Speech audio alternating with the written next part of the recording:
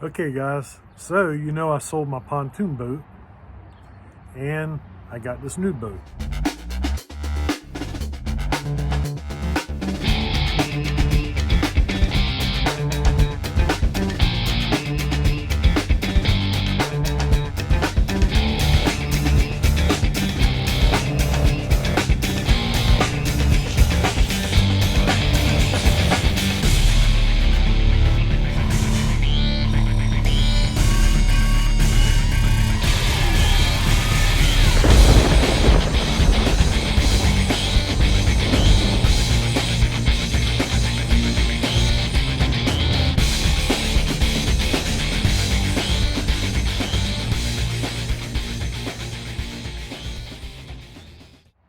It's a V-bottom, 18-foot Starcraft. It's got a 115 Mercury on it, and it came with some rod holders and stuff on it. I took those off, and I got Catforce 1 rod holders. They are I think the 35 degree or 30 degree. I can't remember. All I know is it sat the way I wanted them to sit. On the pontoon boat, I had 45s. So I wanted to drop that rod tip down just a little bit for this boat. So what we're getting ready to put on this boat here today is some rod holders going all the way across the rod rack here. I'm just doing getting this thing ready. It's going to take some time to do everything that I want to it, between my lights and this and that. A lot of things is already here. The base is here. This boat's been totally rebuilt. The floor, everything's been all rebuilt, and you'll see that in time to come.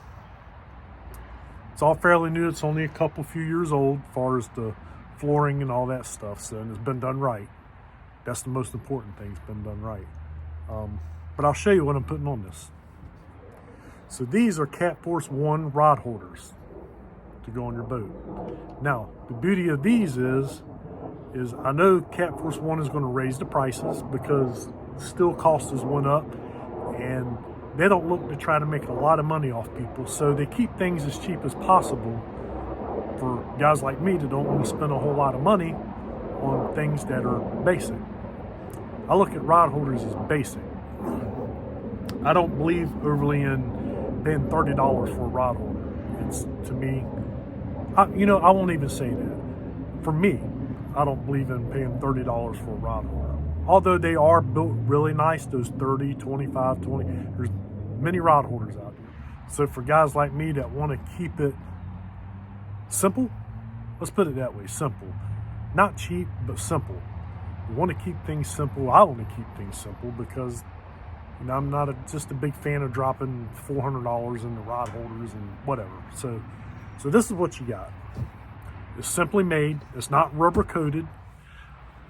Now some rods, most rods that people use for catfishing has got some, really tough foam handles or really good cork or something like that. And I just see no need in rubber coated rod holders. If they're painted up real good, you might have to paint them once every couple of years or something, clean them up. But if they're painted good, they're really not going to overly rust. Even if they do rust a little bit where the paint comes off, is it really going to affect your rod? I look at what they're going to do. I don't care about the looks of them. Of course, this is a good looking rod holder from Catforce 1. And if you're interested in these guys, you'll see that right here.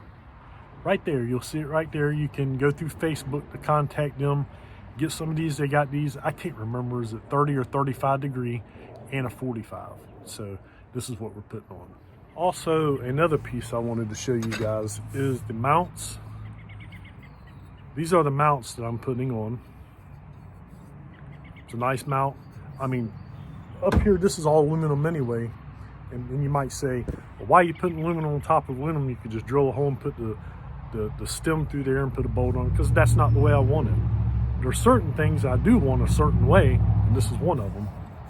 So you can also get these from Catforce 1.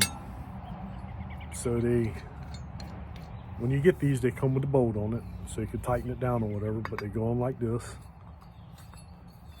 And good thing about these is they're nice and wide. Nice and wide, so you can mount them in a lot of different places, guys. if you want to check them out. They got a few different type of bases, some that go on the trackers, and I don't know what all they got. I don't want to misrepeat of what they got, so you'll just have to look and see yourself on Catforce 1 Facebook page. But these are good for like these kind of boats that go on the gunnels. They go right on the gunnels like this. So they're nice and wide. Sorry, I'm just kind of hand holding the camera right now so you can see. But they're nice and wide, so they're going to lock down real nice for you. So this is the way I'm going. Here we go. See, here's the layout. I hadn't bolted anything down or drilled any holes yet. Of course, there's holes already in here from previous things being put on. But, you know, a lot of this lighting and stuff I'm going to change, so don't pay any attention to that. But that's how these rod mounts, so there's 7 across this rod rack. And just a little show here, this is what the inside of the boat looks like. There's a lot of things I'm going to do to it to make it how I want it. There's normally a live well would go across here, but I got it out right now. So there's just a lot of things I'm going to do my way and make it my way. So here we go. I'll show you the end process here shortly. Now, some people may say, too, also, well, why Catforce 1? Why Catforce 1 rod holders? Well, I'm going to tell you. Because Chris and Diana that own Catforce 1 is super good people. And they're honest people. When they ship stuff to you, of course they have to pay a shipping price, but they ship things to you as cheap as they can possibly ship it to you. They don't just have some random flat rate shipping. They ship it to you for what it actually costs. Now, they don't live too far from me, so when I need something, I go get it from them. And I will always support Catforce 1 because everything they make is made right here. It's made here in Ohio, probably about 12, 15 miles from me. So I will always support that. I will always support everything Chris and Diana make. And they work hard at it.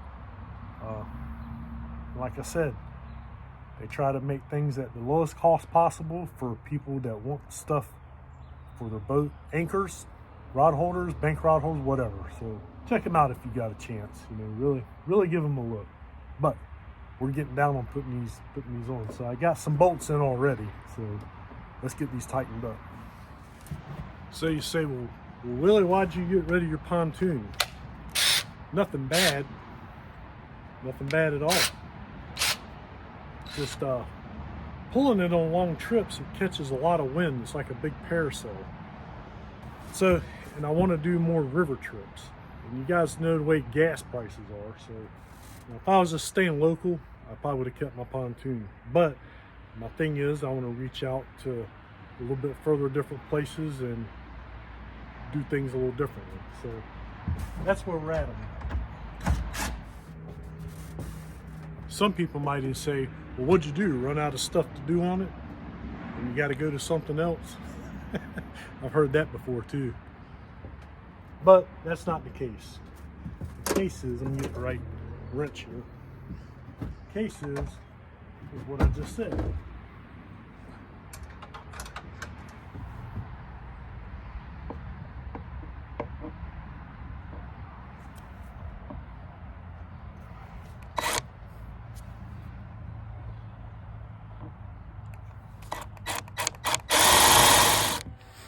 So we got 3 on now. I ain't tightening them down yet. All this is tightened down, but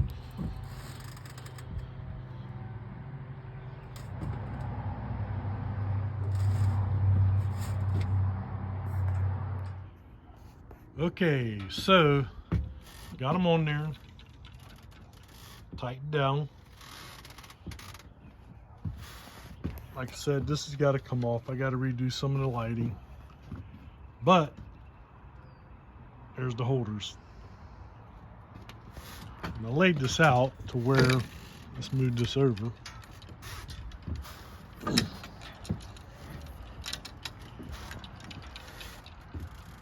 where I get a pitch out this way, and then everything's split to the difference.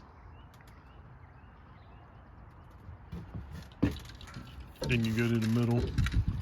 Get me straight. I could put some more rods up here to show you the difference, but it ain't gonna matter. Gives you an idea.